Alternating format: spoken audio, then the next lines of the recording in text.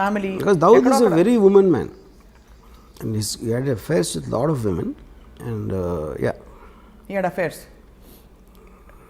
ఎక్కడో మధ్యలో రకరకాల పుకార్లు వచ్చేవి. బాలీవుడ్లో కూడా ఆయనకి చాలా రిలేషన్షిప్స్ అఫేర్స్ ఉన్నాయి పుకార్లు ఏం కాదు ఉన్నాయి.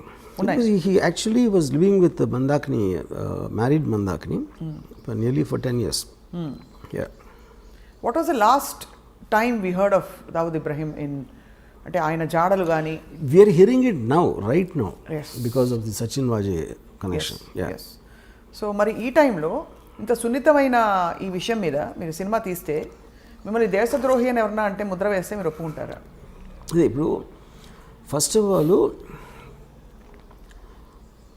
దేశంలో దావూద్ ఇబ్రాహిం ఏం చేశాడు అని ఎవరికి తెలియదు. ఫస్ట్ మనకు ఒక ఫ్యాషన్ అయిపోయింది మాట్లాడితే దావూద్ ఇబ్రాహిం అని చెప్పడం.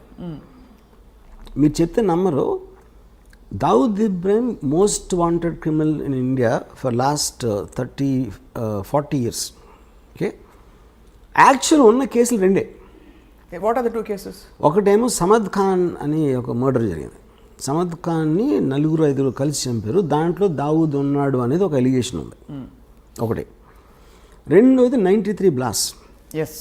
93 బ్లాస్ట్లో accused number 1 Bombay police charge sheet ప్రకారం 13 years ట్రయల్ జరిగిన తర్వాత ఒక విట్నెస్ కానీ ఒక సర్కమ్స్టాన్షియల్ ఎవిడెన్స్ కానీ మటీరియల్ ఎవిడెన్స్ కానీ దొరకలేదు దావూద్ని లింక్ చేయడానికి.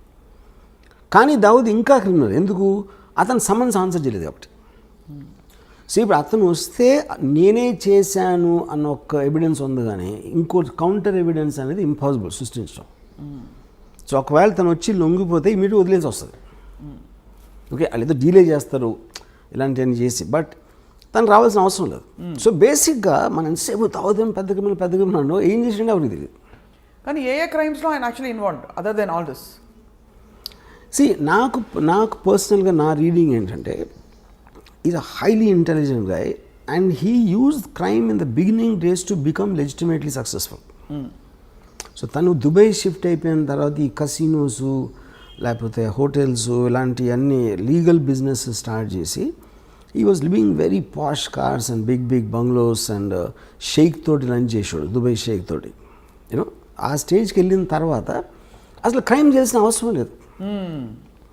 ఎవరైనా క్రైమ్ ఎందుకు చేస్తారు? There has to be some reason for to do that. Already తన సక్సెస్ 1986లో వచ్చిన తర్వాత వై వుడ్ బి ఇంటెలిజెంట్? అలా చూస్తే అంటే పవర్కి అంత ఉంటుందా? అంత ఉండదు. కానీ అదే కానీ దాని తర్వాత if is legally making hundreds and thousands of crores, why would you do these cheap things like 50 lakhs? అంటే కిక్ కాదా? Is it not I mean that kind of getting that kind of power? Power ని అవసరానికి వాడుకోవడం కూడా తప్పే. But what is ఇప్పుడు two different things. 93 before people used to take pride. Boy को जानता हूँ, బాయ్ని డిన్నర్ भी बुलाया. ఈ పెద్ద వాళ్ళందరూ actually they use to flaunt their connections. Because అప్పుడు అండర్ వరల్డ్ ఏంటంటే it was more like a ఒక ఫ్లాంబాయింట్ థింగ్. గొడవైనా ఇంటర్నల్ గ్యాంగ్ వార్ఫేర్ అలా ఉండేది, కానీ జనాలు బయట మీదకి వచ్చారు కదా. ఇప్పుడు 93లో టెర్రరిస్ట్ యాంగిల్ జరిగింది.